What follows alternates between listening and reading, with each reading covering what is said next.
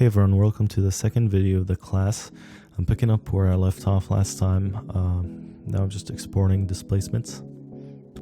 I'm also exporting the normal map and the textures that I painted for the body. In the ZBrush multi-map exporter, I'm going to be exporting all the UDIMs all at once. That includes the displacement normal map and the texture polypaint that I painted on the body mesh.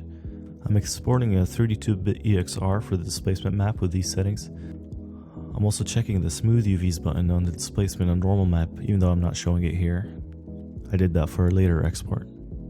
Now I'm going through my ZBrush sculpt and the Maya low res to make sure I have meshes combined that are sharing the same UV sheet, the same UDIM. They're occupying the same space, therefore they need to be combined. That is necessary for the 32-bit EXR exporting for the displacement map, because otherwise ZBrush wouldn't be able to combine two different subtools. If they share the same UV space, it doesn't want to combine them if it's 32-bit displacement. So that's one thing to keep in mind. If you use a 16-bit TIFF, it should be fine. It should be able to combine separate meshes into the same map, but 32-bit EXRs won't let you combine them into the same exported map. That's why I combine the meshes that share the same UV space. Now I'm using the Renamer app to rename the exported UDIMs while keeping the last 4 digits, which is the UDIM sequence. I'm just giving it a rational name, while also keeping the UDIM file name. I really recommend this Renamer for renaming UDIMs. It goes through a lot of files really fast. Now I'm checking the exported maps, the color, normal map, and displacement map. They look correct. The displacement appears black because it's a 32-bit EXR. Now making a proxy mesh out of the body, bringing all the UV shells into 0 to 1 space, just for a temporary preview, because I'm bringing the body into Substance Painter, but I'm not going to be texturing it there, at least initially. Now I'm making it a decimated low-res version using the reduce feature in Maya. Now I'm going around subdividing my meshes twice. These meshes will be baked in Substance Painter. I'm going to export the curvature AO from them, for example, and these need to be as clean as possible and to match the way they're going to be rendered at the end, which is going to be 2 subdivisions. So I gave each of them 2 subdivisions. That's why I reduced the body. I decimated it down so that my scene becomes lighter, because all the rest of the meshes I'm going to be texturing are actually subdivided and really high. Now in Substance Painter, I check the import UDIM option, and I also bring in my textures. I change the camera focal length to 35 because otherwise it looks super wide. I also enable anti-aliasing and I make the body mesh completely black so it doesn't distract me, because this scene is all about texturing the props and the costume. I go through the texture sets, aka the UDIMs, and now I'm assigning the normal maps that I exported out of ZBrush. These are going to be just for preview. I'm not going to be actually exporting them. I'm going to also be using them to bake the maps from. That only applies to the cloth pieces, which I bake normal maps from ZBrush. Except for the sword, all the metallic objects didn't have a high res, and therefore no ZBrush normal map. Now I'm baking the first 2 maps, the world space and the curvature, using the maximum anti-aliasing settings. I'm not doing the other maps with the aliasing options set to maximum because they take so long or they crash, so I'm going to do that on the second go. I'm later going to bake the ambient occlusion map, the position map, and thickness map with that anti-aliasing option. I'm also going to bake them at 2K. Now I'm inspecting the curvature and the world space map. Everything looks fine, so now I'm going to bake the AO, position, and thickness with anti-aliasing turned off and at 2K resolution, because that's all you need in this case. I only bake the world space map and the curvature map with the highest resolution at 4K and anti-aliasing set to 8x8 because they're going to benefit the most from it, and you can actually see the quality difference, but with the AO and the thickness you don't really see it that much. Now I'm changing the thickness map options so I can avoid some of the issues. Inspecting the maps, all look clean. Enabling the shadow periodically helps you in your texturing. I keep disabling it and enabling it to just textures. Now moving the symmetry plane, which is a new feature in Substance Painter, moving it off the center axis of the world to have symmetry on the sword that's kind of off to the side. Now making a mask for the internal part of the sword, because it's supposed to be darker. I'm doing this symmetrically at the moment, even though the object is off axis, off the world axis. The great thing about Substance Painter is that it's really fast for harsh surface stuff like this one, and it has a lot of really cool grunge maps and a lot of textures that speed things up a lot. And what I love about it is that everything is very connected. Like all the baked maps immediately connect into the smart materials and the smart filters that are already built into the software. Now I'm using some smart materials and grunge maps to start blocking in the sword material. I use a bunch of tile walls and a lot of procedural work on this and make sure it doesn't look like it's tiling, so I keep alternating between different grunges to see which one works better. You'll see me toggle some of the channels on and off to check my values, because a lot of times you get distracted and you forget that you're modifying a different map that you don't want to affect, like the metalness for example. Now I'm adding some directional stretching. I just grabbed one of the grunge maps and I stretched it in one direction. There's a lock icon. If you click, you can adjust the map dimensions independently, so it's not keeping the same aspect ratio. That's one way to get directional scratches. I'm adding some more rust and wear and tear to the sword. I was checking my mask and playing around with the tiling to see what works the best.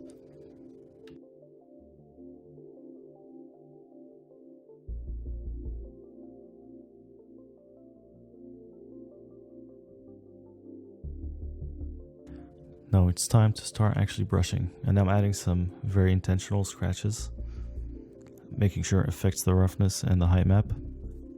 I turned off all the weird randomized options on the brush that makes random rotation, random sizing, so that way I can get directional scratches very intentionally.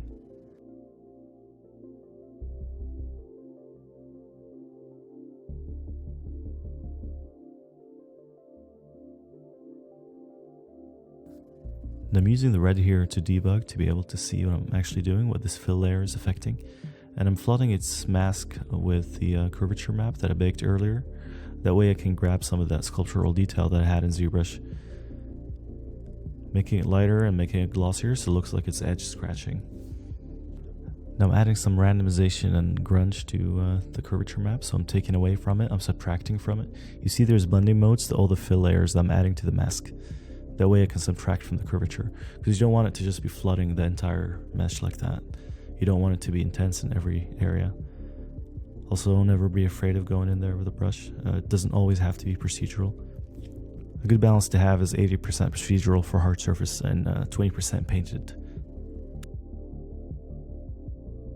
Still adding some more grunges to make it more worn. You notice I'm doing everything through a fill layer so I can adjust it later. You don't want to commit paint to the canvas unless you're really sure of it. So that's why I stay with the fill layers most of the time. It lets you change it after the fact. Everything is painted inside of a mask, or the procedural stuff, even the paint. I'm adding a paint fill to the mask. Now with the paint, I'm able to take away from the curvature map, and I'm also able to add some more worn edges to other areas. If you ever paint anything out from the mask on a paint fill, you can always use the eraser to erase from that paint layer.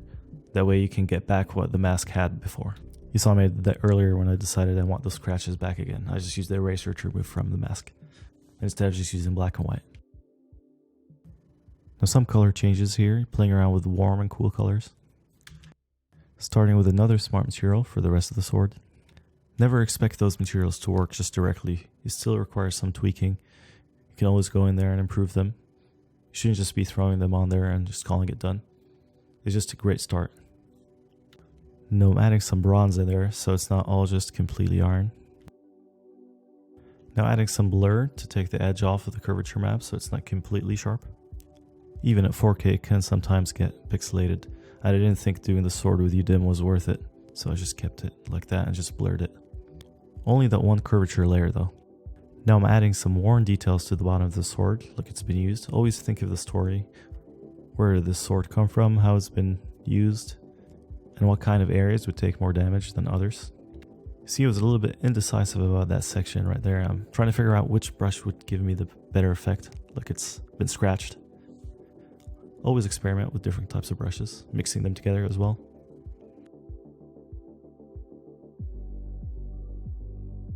Now I'm adding some manual edge wear, seeing if that would work better than the procedural. I ended up using a mixture of both.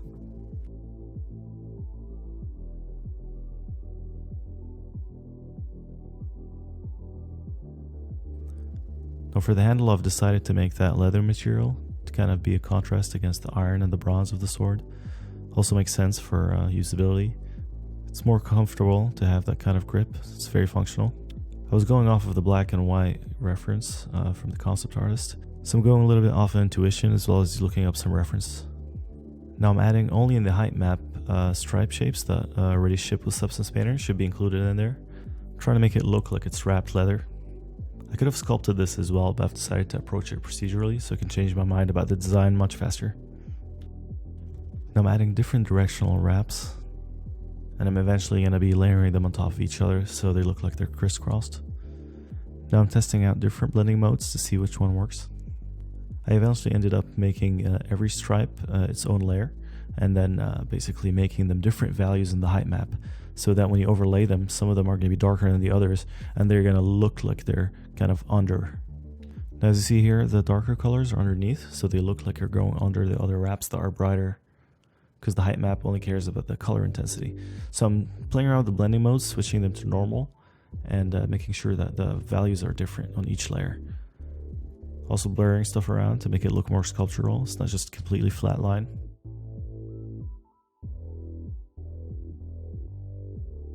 Adding some more grunge map and details to the leather.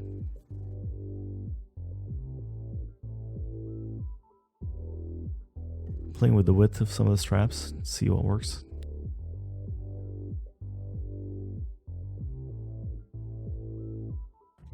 Turning on shadows to get a preview of how everything looks.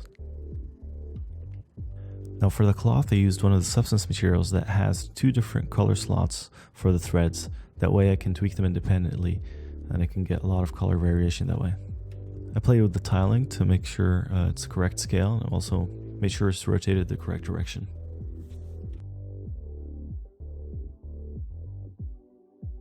Now tweaking some of the colors, I'm also darkening some parts of the fabric to match the concept.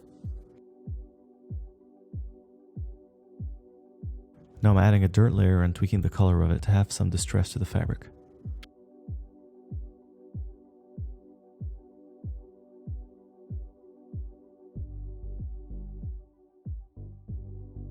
Also adding some curvature to it. This fabric I've seen a lot of the outdoors, so it should have some worn edges. Always make sure to tweak the intensity of the curvature though, because sometimes it can just look like it's painted on.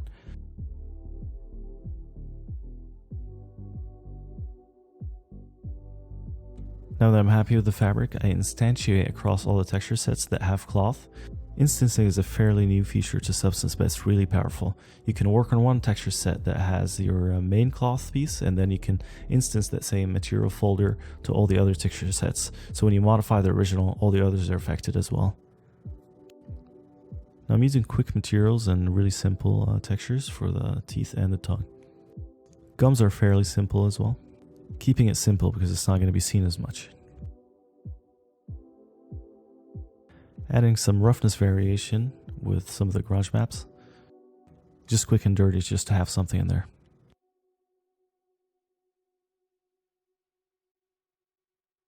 I use one of my pre-made tongue materials that I've used in another project. It's just a bunch of cells being multiplied and added to each other.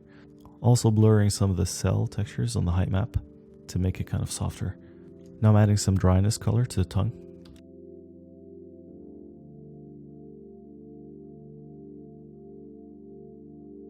Adding some tiling cells to the tongue, all in the height map to make it look like it's taste buds. Probably never going to be seeing it that close, but just in case. Checking the values, making sure everything is in the right range. This part of the model should obviously be very glossy. Now it's always good to reuse already existing assets from previous projects. In this case I'm using an eye texture that I've already made before. It was based off of an image I found online of an eye, and then I just tweaked it in Photoshop heavily. It was kind of a stylized look to the eye, so I kept it fairly simple. Here I'm adding it as 2 separate fill layers that then I'm able to move each one independently to match each eye on the UV. Also using the same exact color texture to make some gloss adjustments. Also adding a backdrop fill layer with the roughness value to fill in the gaps. Now I'm adjusting with the levels, the roughness, all taken from the color map. Now I'm able to move each eye fill layer independently by moving the pivot point of the manipulator. That way I can rotate it so the detail doesn't look the same. I'm here adding a basic leather material. I'm adding some grunge and edge wear to it. Flooding it with some details to make it look like worn leather. Started with a modified version of one of the bronze materials that come with Substance Painter. Always adjusting the tiling and make sure it fits well with the scale. Also removing some of the edge wear so it doesn't look too intense and uniform everywhere. This is really important for avoiding the Substance Painter look where it looks just like uniform curvature everywhere. So I'm taking some of that off. Adding a different color tint to the metal. Switching the material fill layer to triplanar projection so I don't get any seams. The triplanar projection is really important and really powerful for avoiding all seams. Switch everything into the triplanar projection mode. That's for fill layers, or any texture that's filling the object should be in triplanar. That way it covers all UV seams automatically. Now I'm instancing all the metal textures to all the appropriate UDEMs. Reusing some of the materials when possible, for example the leather. Adjusting some of the roughness values to make sure they fit well with the other metals in the scene. Always important to check the roughness values periodically. A lot of times they end up looking correct in the Substance Painter viewport, but then not correct in the renderer. Now adding some color variation to the rings because they were looking too even. I'm also able to conveniently paint in the UV space to add a stripe of color.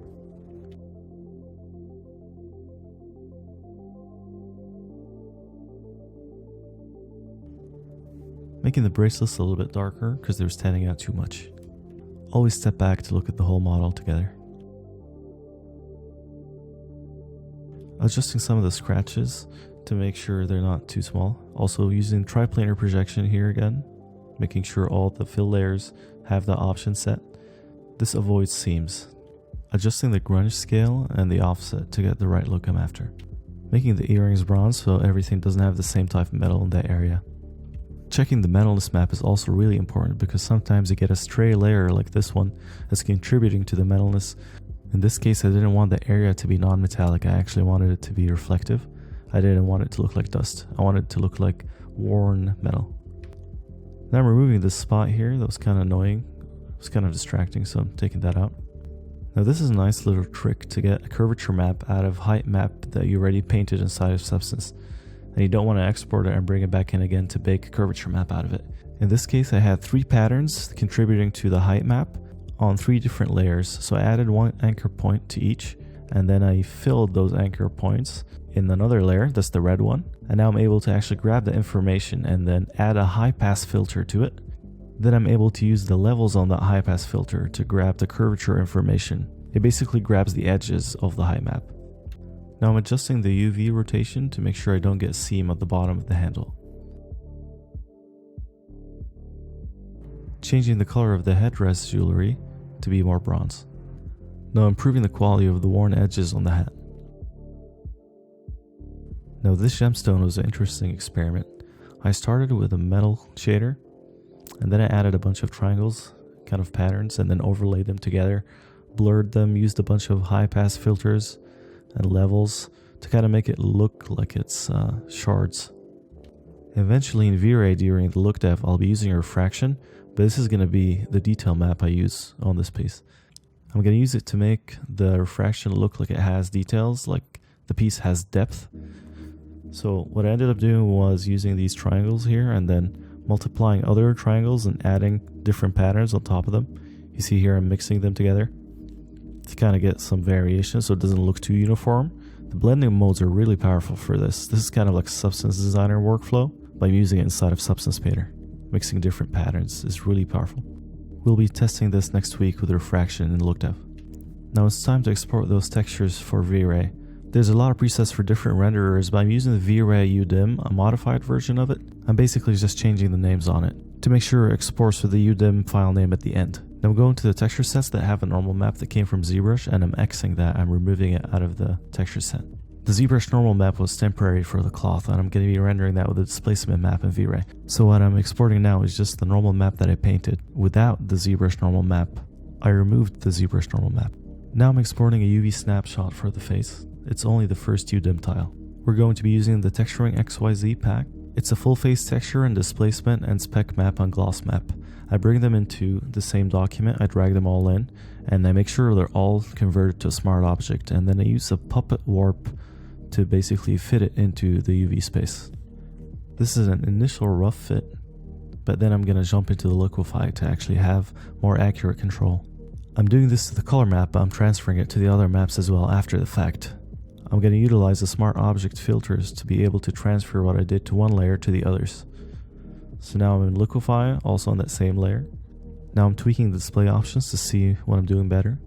I'm masking the bottom lip so it can affect the top lip without affecting the bottom lip.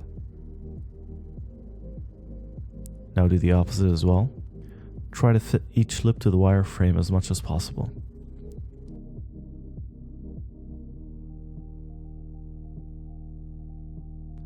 Then shaping the nostril to fit the wireframe as much as possible as well.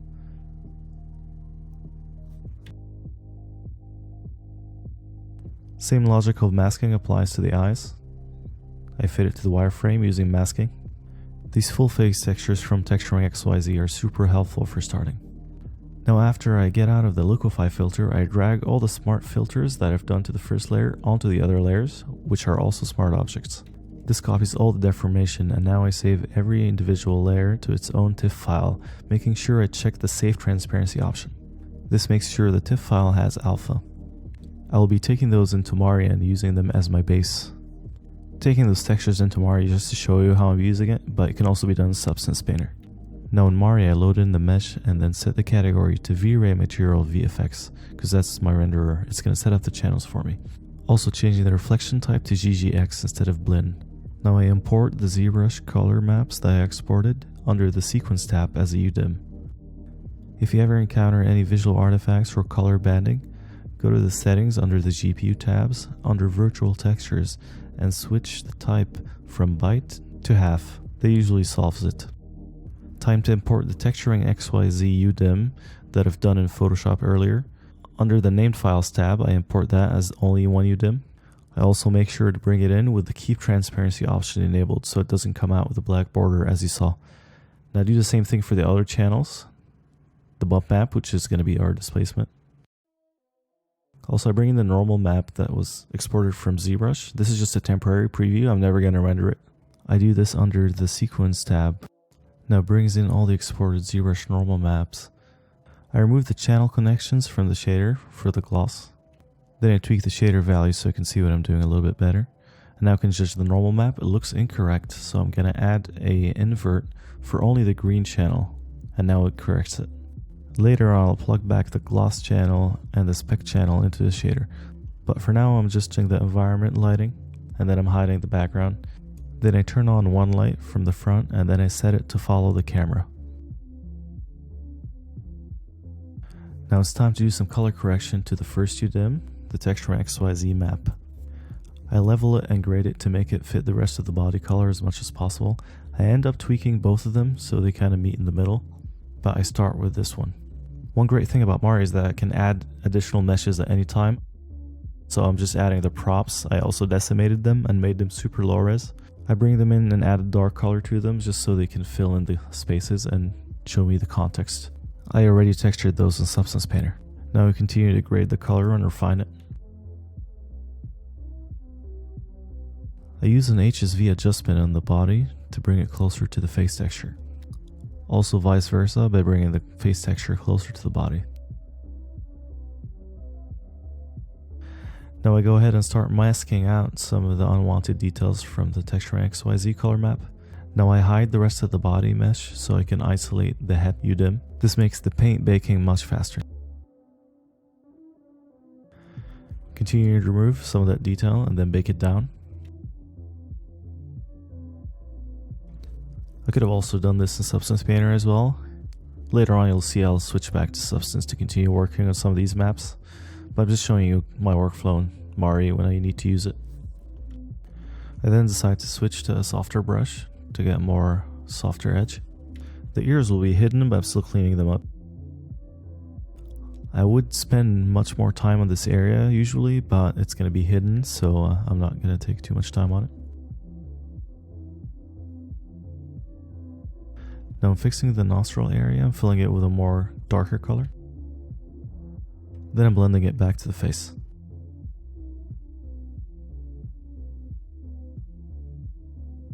Removing some unwanted details from the original map on the corner of the eyes. I I switched from masking out to actually using a paint layer with real paint to do some blending. Great thing about new Mari 4 is that you can actually have symmetry now, so it enables symmetry, analyzes the mesh, and it gives you a symmetry line down the middle. They call it mirror projection in Mari. Now I'm able to update the eyelashes and painting them much darker. I'm going to be using XGen for hair and eyelashes in the following weeks, but I'm also painting it in the texture to make it look like mascara. I'm painting it with a mask in a procedural fill color layer. Now I'm painting the inside of the mouth, also known as the mouth bag, to make it darker. Now I get rid of the internal seam inside, just for cleanliness.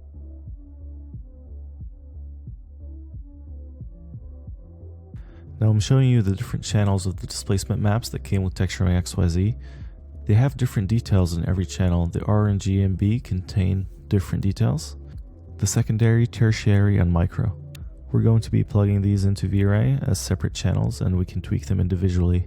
We also have this utility map that came with the Texturing XYZ pack. Two of those channels could be used as gloss and specular maps, so I'm only using those two. Gloss controls how tight the reflection is, and the specular map controls the color of the reflection and how intense it is. You see I'm starting to set that up here with the reflection amount channel. Now I'm copying some of the stuff I already did on the diffuse color channel, and I'm reusing it here so I don't have to paint all the stuff again. Now I'm tweaking the colors since it was a procedural color layer. Most of my painting was done on the mask, so I can salvage that. Same setup on the gloss map, reusing the already painted layers and tweaking their value to fit in with the rest of the texture. Copying more layers from the diffuse color channel and also tweaking them again, as you see the eyelids and the rest of the blending. That one I have to desaturate. You can use the saturate adjustment or the luminosity adjustment, which I've used here.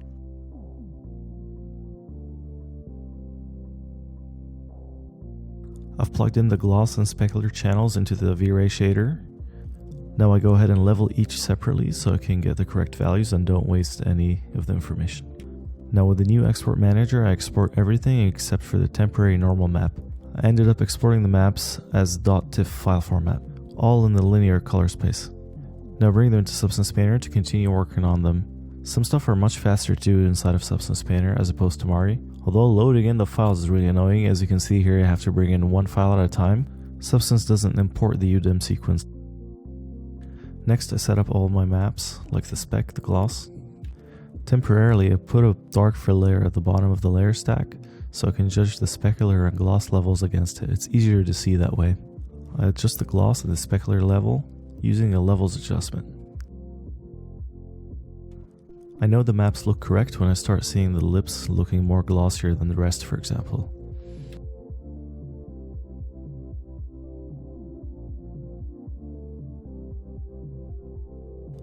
I import a tiling skin texture that I got from Surface Mimic.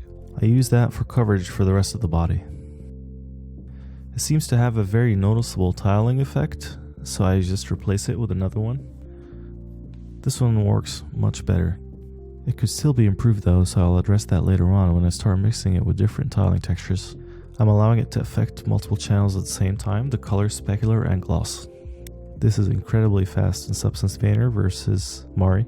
I can't paint across the UDIM seams here like I can do in Mari, but I can at least have much faster interactivity. Also, a great thing about using UDIMs is that I can reach much higher quality in here by having 4K for different sections of the body. So the greatest benefit is now being able to have a lot of details in the tiling texture that covers the entire body. Now I start mixing different tileable textures together to get kind of a skin look. This will bridge the face to the rest of the body and hopefully look like a seamless texture. It's not going to look as good as a scan that comes out of Texturing XYZ, but since the face is the focal point, usually the realistic details go there, and then you can get away with a lot, especially for a style like that, if you just use a lot of tileable and procedural stuff to cover the body. Although for a more realistic character, I will actually use scans as much as possible, even for the body, and I will use a lot of de-lit photo references and then project on the body, but not in this case. Now I'm using a mask to fade the face back into the body to kind of merge them together. Also fixing some seams here and making sure that my channels are correct and I'm not affecting other channels that I don't intend to. Always have to be careful which channel the paint is going in. Also, it's worth mentioning that this is a spec gloss workflow and I'm not using the roughness and metalness in this project. This can be set up when you're starting out in Substance Painter, when you're setting up a new project. You can choose the spec gloss workflow. This one way of doing it, earlier when we were doing the props, we worked with the metalness roughness workflow and then we converted it on export. But in this case, for the skin texturing, I've decided I'm just gonna use the spec and the gloss from the get-go. There's different ways to set up the project. Both are valid. As long as you end up with an exported gloss and specular, also known as reflection map, you should be good. It doesn't matter what the input was, as long as the output is correct. Now I'm improving some of the blending and the color. Now I need to have what I did in the face to be propagated to the rest of the body. So I'm going to use the instantiate across texture sets and then I select the relevant texture sets. Now one thing to note here is that if you're using a lot of anchor points like I'm doing here to reuse some data from one layer onto the other, that it would not work very well with the instantiate, the instance feature. So what I do to solve this is I drag all these layers into one folder and then I instant that folder. So that folder gets sent, so whatever happens inside of it travels with it across the instances, including the anchor points. Now I'm going to be making sure to do that with the other channels as well. The gloss and the specular. Also, I start going to those texture sets and organizing the order to make sure everything is stacked correctly. All the blending modes are set to path through. Now that I have coverage on the body in all the channels, I can now add some color variation that's been missing. So I start by defining the zones of the face. It usually starts with blue or green, and then it fades into red in the middle and then ends with yellow at the top of the forehead. This is generally the case, but it could change between different characters. After I painted that very intensely, I dropped the opacity of it and now I'm tweaking it. And then I blur it. I'm going around the body and making sure all the values are correct. I'm noticing some of the joints have much darker colors. I think that was when I painted it in ZBrush, but now I can see it much better here inside of Substance with the correct color profile. Now I'm going to use the PBR spec gloss preset that already exists inside of Substance, but I'm going to duplicate it and then make it a custom where I'm changing the names and making sure the texture set name, which is the UDIM name, is the last part of the file name, so it loads correctly into Maya inside of V-Ray. Also making sure the spec map is named the reflection map to match the already exported maps from the previous projects when I was doing the props and the costume. Now I have all the exports, they look correct. Except for that one actually could be improved, so I'm going back to tweak the blending on the edges of the face. I adjust the color a little bit and the value to make it fit better. I don't blend it in too perfectly, but ideally it should be the case, especially for characters where the head is exposed. Now it's worth noting that the texturing XYZ maps are 16-bit color, so they're RGB. And the height map inside of Substance is actually grayscale, so now I'm switching it to RGB and now you see the color difference, how big of an impact that makes. And you can start seeing the other forms, like the secondary map for example, is more accentuated. So now I'm making my own custom export preset, I'm calling it displacement 16-bit. And then I'm making sure it's a TIFF in 16-bit. And then I'm making a separate channel called user 0 and I'm changing the name of it to displacement DISP, and then I'm making sure I'm filling it with the same exact information that I've used in the height map. So now the height channel and the displacement channel contain the same information, and I'm making sure to add it manually in all the texture sets. This is very manual to do after the fact, after you've set the project, but sometimes it's necessary. Now I'm going to go around and make sure every one of those displacement channels is set to RGB 16F, which is 16-bit. And then I'm going to change the preset to that displacement 16-bit. Now with the height map matching this displacement map, I'm going to export and I'm going to end up with a color map that has the different channels. And as you can see, it has the secondary, tertiary, and micro detail in its channels. You wouldn't be able to do this with just exporting the height map. Now I'm fixing some of the errors here. So now I bring all these maps into Maya just for a quick preview. I'm just loading in the color maps and hitting generate preview to display the color. So we're going to be doing LookDev on this next time, doing all the shading in V-Ray. So stay tuned. Thanks for watching.